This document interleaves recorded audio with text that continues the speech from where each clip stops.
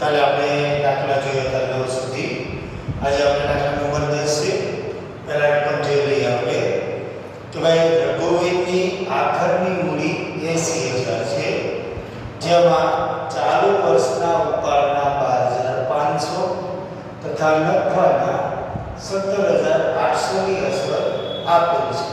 શરૂઆતની મૂડી પર 6% દરે કેટલું વ્યાજ થાય? હવે આપણે મિત્રો વ્યાજની ગણતરી કરવાની છે. પહેલા જો આપણને આખરની મૂડી આપેલી, શરૂઆતની મૂડી આપેલી નથી, તો પહેલા આપણે ફોર્મેટ જોઈએ કે ભાઈ આખરની મૂડી શોધવા માટે આપણે શું કરતા હતા?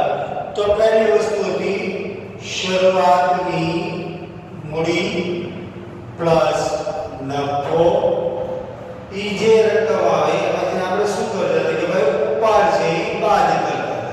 ઉપાડ બાદ કરો એટલે જે આવે એને શું કહેવાનું હતી? આખરની મૂડી. હવે અહીંયા આપણે ગોતવાનું શું કે ભાઈ શરૂઆતની મૂડી. તો શરૂઆતની મૂડી માટે આને માટે શું કરશું? ઊંધું થઈ જશે. ઉપાડ છે માઈનસ છે તો શું થઈ જશે? પ્લસ થઈ જશે. નફો પ્લસ છે એટલે નફો શું થઈ જશે? માઈનસ થઈ જશે. તો પહેલા જો કે ભાઈ આખરની મૂડી આપણને આપેલી છે ₹80,000. કેટલી આપેલી છે? 80,000. એમાં ચાલુ વર્ષના ઉપાડના, તો ઉપાડ આપણે શું કરશું? પ્લસ કરશું. તો ભાઈ ઉપાડના કેટલા કીધેલા છે કે ભાઈ 12,500. 12,500 બાદ કરો અંદર પ્લસ કરો એટલે કેટલા આવશે? 92,500. પછી નફાના, તો નફો આપણે શું કરશું? માઈનસ કરશું. કે ભાઈ નફો બરાબર આપણને આપેલો છે 17,800. હવે 17,800 નફો છે એ બાદ કરો કે ભાઈ 0 0 10 માંથી 8 જઈને 7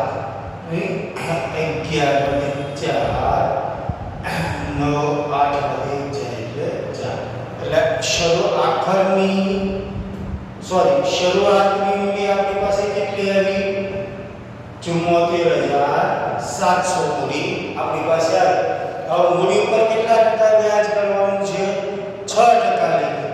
તો મૂડી ઉપર વ્યાજ બરાબર 74,700 ગુણ્યા 6/100.